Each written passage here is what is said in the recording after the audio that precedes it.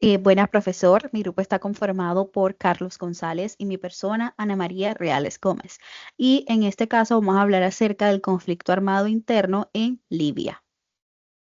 Bueno, Libia es un país ubicado en el norte de África, sobre la costa sur del mar Mediterráneo, con una extensión de aproximadamente 1.759.540 kilómetros cuadrados, que lo convierte en uno de los territorios más grandes del continente africano. A pesar de ser un país muy grande, es también uno de los países que son menos poblados del mundo, con cerca de 7.4 millones de habitantes, que en su mayoría, casi el 88%, están en las zonas urbanas costeras, especialmente en torno a a sus tres principales ciudades: Trípoli, la capital, y Bengasi.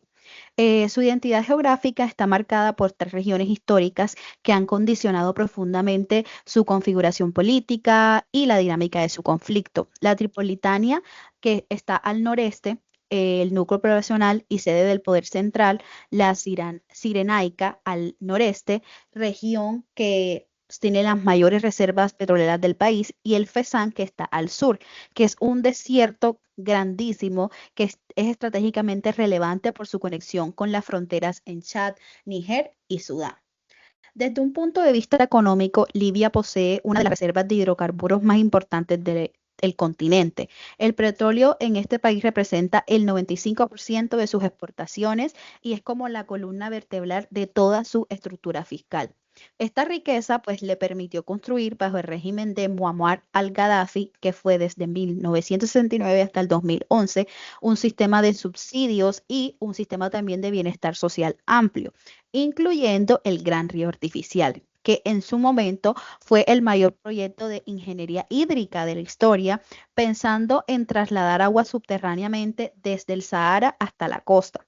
Sin embargo, esa misma riqueza también generó una economía rentista y una estructura de poder centralizada y personalista, que impidió el desarrollo de otras instituciones estatales sólidas, y que tras el colapso de ese régimen en 2011 se convirtió en el principal objeto de disputa entre facciones armadas rivales. En términos sociales y culturales, la verdad, Libia es una sociedad predominante árabe y musulmana sunita, con minorías bereberes que se llaman Amazigh, Tuareg y Tubuk en el sur y en el oeste.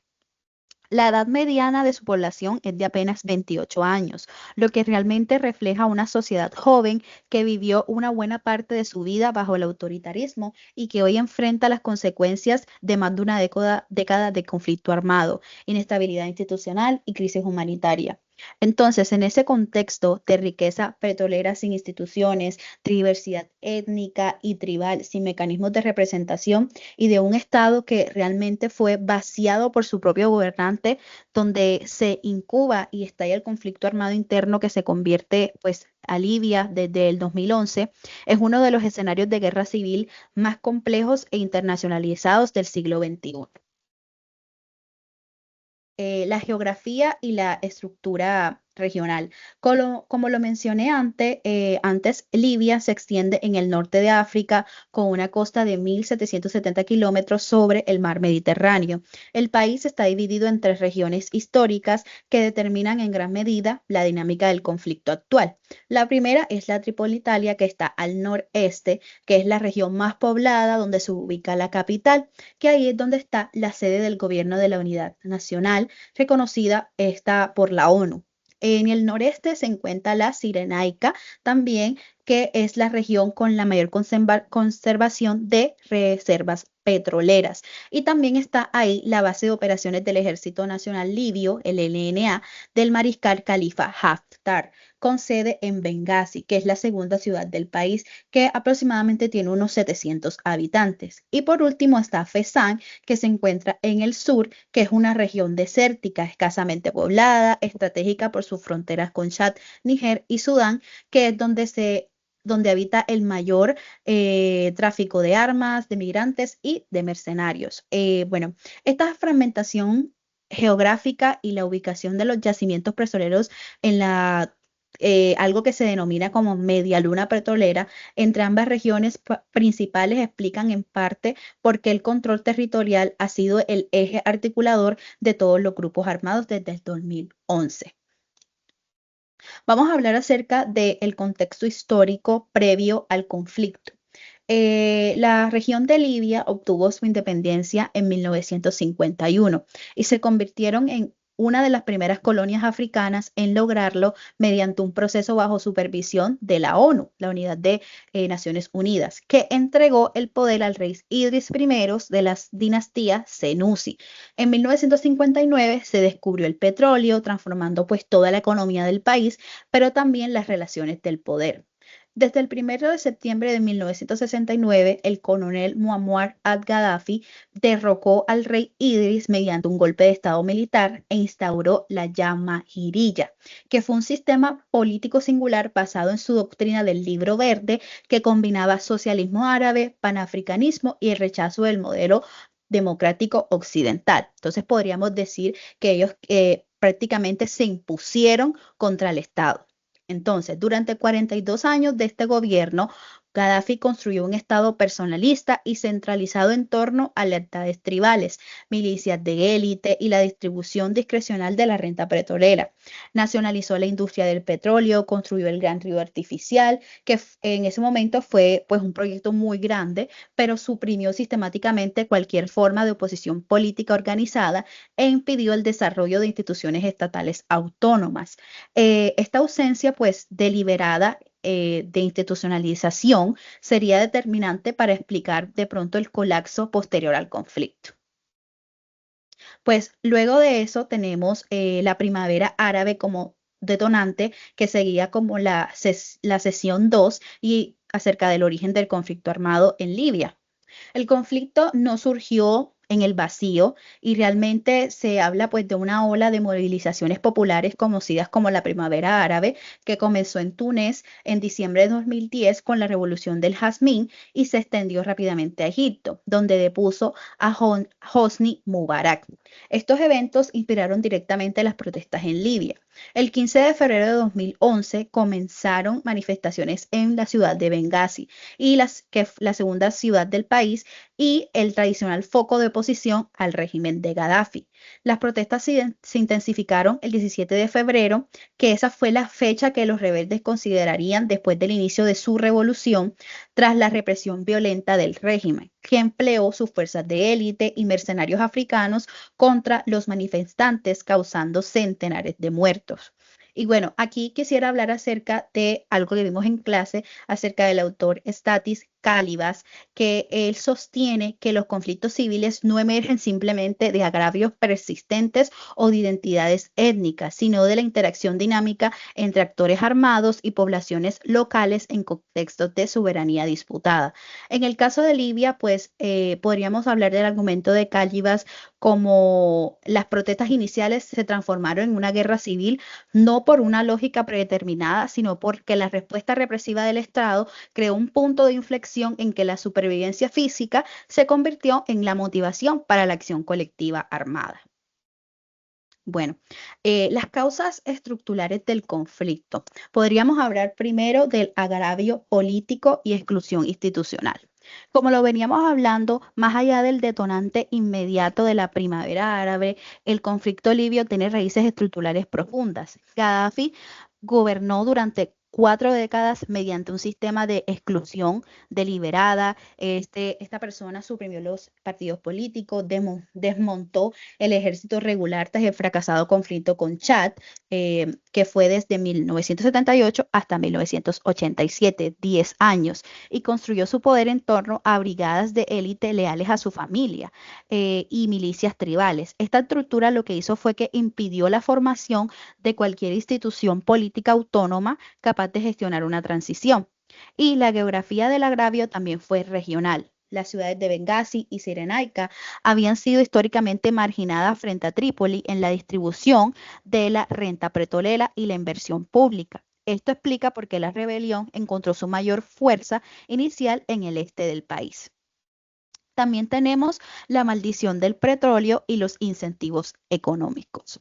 Livia nos ilustra el fenómeno conocido en la literatura académica como la maldición de los recursos, que es que fue que la enorme riqueza pretorera generó un estado rentista que distribuyó subsidios y empleos públicos según criterios públicos y tribales, pero no desarrolló instituciones redistribuidas, sólidas, ni de diversificación económica. Entonces, cuando el régimen cayó, el control de los campos petrolíferos, los puertos de exportación y los bancos se convirtió en el principal objetivo estratégico de todas las facciones armadas. En este caso, pues quisiera hablar sobre la autora Elizabeth Jean Wood, que ella habla en su libro Insurgent Collective Action and Civil War, El Salvador.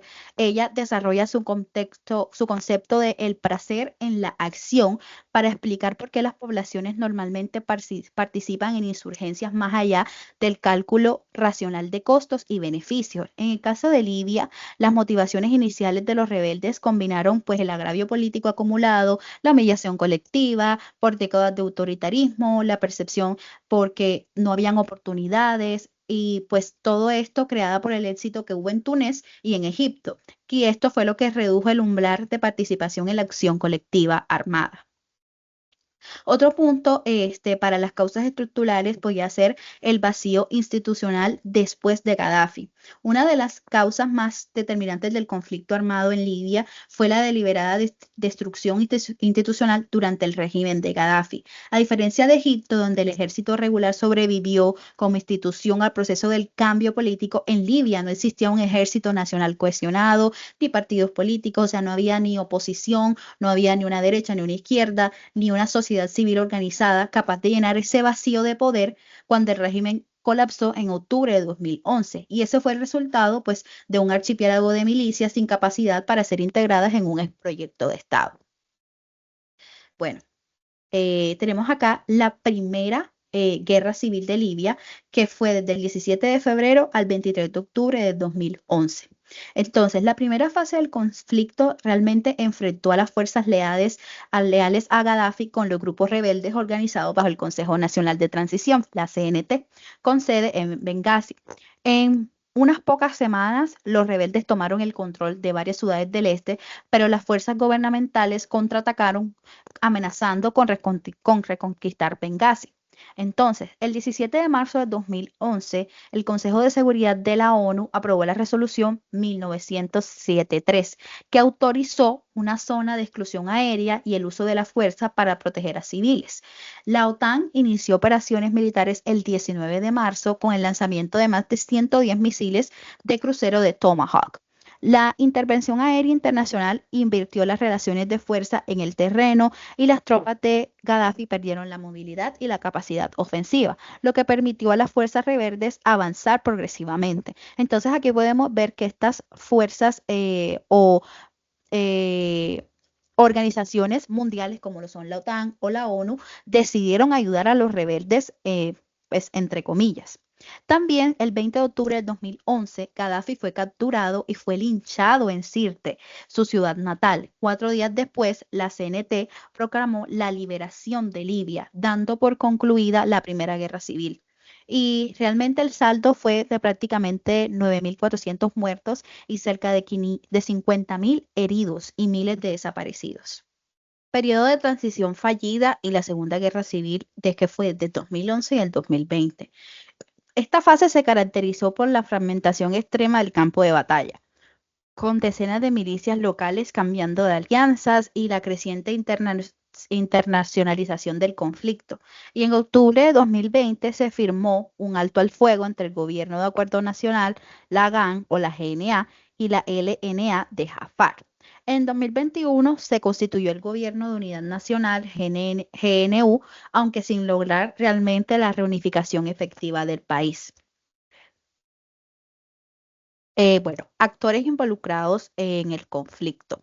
Realmente el conflicto de Libia o el conflicto libio hubo demasiados actores principales, secundarios, internacionales y nacionales. Uno de los principales, podríamos hablar del Ejército Nacional Libio, que fue el LNA, que fue encabezado por el mariscal Khalifa Haftar, que fue como el actor militar dominante en el este y en el sur del país, que fue el antiguo general de Gaddafi. y fue capturado durante el conflicto con la frontera de Chad. También tenemos otros como lo fueron el gobierno de unidad nacional, que este venía desde Trípoli, y básicamente ellos lo que hicieron fue que el gobierno de unidad nacional heredó del anterior gobierno de acuerdo nacional reconocido por la ONU. Ellos tenían su sede en Trípoli y realmente fue una autoridad formal reconocida por la ONU. Sin embargo, su control efectivo está limitado al noreste del país y su autoridad sobre las milicias realmente es débil e intermitente. Tenemos actores subestatales como lo son milicias, grupos yadistas y actores tribales. Tenemos las milicias de Misrata, las milicias de Sintán y tenemos los estados islámicos en Libia, que son los Daesh. También entre esos un grupo terrorista bastante conocido que fue Al Qaeda y unos grupos afiliados y el grupo de afiliados a Al Qaeda, entre ellos el Consejo de Shura de Derna, que básicamente controló la ciudad del noreste antes de ser expulsado por el régimen del ISIS y posteriormente por el LNA. Pues mantuvieron una presencia en Libia antes de Al-Sharia y fueron responsables de los ataques al consulado estadounidense en Benghazi en 2012 con la muerte del embajador de Estados Unidos, Chris Stevens, y fue designado organización terrorista por la ONU. Tenemos actores tribales, que la dimensión tribal es inseparable del conflicto libio. Las principales tribus, la Warfaya, la Siwawa, la Tuareg del Sur, la Tubu, la Masin, que son los bereberes. Ellos no actuaron como bloques monolíticos, sino que también han negociado su posición en función de sus intereses locales, sus relaciones históricas con el régimen de Gaddafi y los recursos que cada bando podría ofrecerles. Bueno, Y bueno, ahora vamos a seguir con un contexto histórico, y es que ya lo hemos planteado y lo hemos tocado anteriormente. Y es que primeramente la primera guerra civil en Libia, pues, o sea, bueno, la guerra civil cuando inicia en el 2011, inicia en febrero. Y esto es muy importante porque es influenciado por la llamada Primavera Árabe. Y estas manifestaciones se presentaron en la ciudad de Benchai, y es importante porque exigían reformas políticas, libertades civiles y la respuesta estatal, que fue represiva, y lo que transformó en protestas en insurrección armada. ¿Qué quiere decir esto? Que pasaron de un proceso, y es que tenían unas causas y unas motivaciones, como lo hemos dicho anteriormente en nuestra clase, que las causas y las motivaciones son las que dan para que esto sea como una insurgencia armada. Lo que hace es que se tiene como un apoyo popular. Entonces luego sigue a una transición fallida y proliferación de milicias de 2012 a 2014, la cual como es después de la caída del régimen, que es muy importante, porque Libia celebra en ese momento las elecciones en 2012. Y es muy importante, porque aquí entonces estaba muy débil digamos, estaban debilitados en el sentido de que el ejército no estaba sólido, los militares se llevaban las armas a o sea, se las tenían ellos mismos, las milicias controlaban los puertos, barrios y todo, y el Estado no monopolizaba la violencia. ¿Esto qué quiere decir? Que el conflicto, si bien tenía unos incentivos, pero ellos también tenían el dominio del territorio. Entonces, esto lo que hacía era que el régimen estaba debilitado. Ahora bien, luego en la Segunda Guerra Civil Libia en 2014-2020, surge una nueva fase bélica que es como más compleja, y aquí se dividen los dos poderes, y es como el gobierno con base en Trípoli, las autoridades rivales en el este apoyadas por Khalifa Haftar. Y es que aquí vemos también cómo el Estado de una manera controla y también la guerrilla de otra, cómo tienen estas dos el poder, y cómo buscan manejar el tema del territorio. Y esto se internacionaliza, y pues se hace la ofensa de Trípoli de 2019 a 2020. Luego se hace un alto al fuego, un estancamiento político de 2020 a 2026 en octubre de 2020, que se hace un alto al fuego y pues no hay como, las milicias continúan activas. Siguiente. Y aquí podemos encontrar como los repertorios de la violencia, y que la violencia fue dirigida contra individuos específicos, y es que hubo asesinatos de periodistas, eliminación de jueces, secuestro de activistas, persecución a líderes comunitarios, que esto es muy importante. Si bien estos se vieron involucrados en este proceso, y es que, o sea, hubo como un asesinato muy fuerte. También la violencia indiscriminada, hubieron muchos ataques sin distinguir a los combatientes, civiles, y aquí es muy importante porque cómo la violencia se va contra la sociedad civil, que anteriormente se había hablado, cómo se va en contra de la sociedad civil estos combates. También tenemos violencia terrorista, que es utilizada por los grupos extremistas como ISIS, que hicieron atentados suicidas, decapitaciones públicas y ataques a instalaciones petroleras, más el terror psicológico que se le metía especialmente en Sirte entre 2015 y 2016. En violencia sexual, Elizabeth Witt en su texto explica que la violencia sexual puede ser estrategia militar, forma de castigo y práctica tolerada por mandos. Y es que en Libia hubo muchísimos casos de denuncias porque hubieron abusos, centros de atención, secuestros y todo esto contra los migrantes. Violencia económica, que hubo saqueo a bancos, estuvo extorsión a comerciantes, control a rutas ilegales, como estos grupos guerrilleros tenían el control del territorio. Pero era porque el gobierno estaba débil. Entonces, es como ese actor racional, pero también un incentivo económico que ellos tenían. Y aquí es donde vemos de qué manera ellos se sostenían. Y es que inicialmente el petróleo, Libia posee una de las mayores reservas de petróleo. Por ende, buscaba controlar campos petroleros, oleoductos, puertos de exportación, instituciones financieras y demás.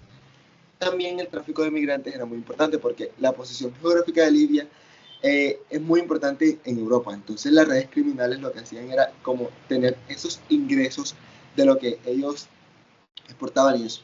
Más el contrabando, que eran economías ilegales, y el tema de los combustibles subsidiados, vendidos ilegalmente, las armas, vehículos robados, mercancías.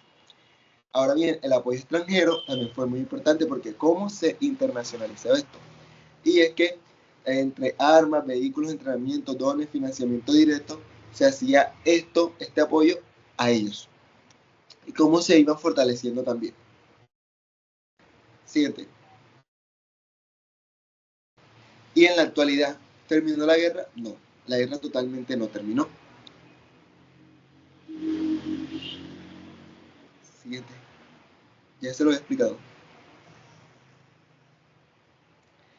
Y es que en la actualidad hay menor intensidad militar que en el 2019. Aún persisten las milicias armadas. Hay dos centros de poder político. Regresa. Presencia extranjera residual, crisis institucional, y hay riesgos aún que reactivaron como esa guerra abierta, crisis petrolera, fragmentación territorial, expansión criminal. Y aquí lo que vemos es una imagen de el Parlamento en una reunión que se estaba realizando, y como también se tocaban temas al respecto de esto. Y bueno, aquí las referencias.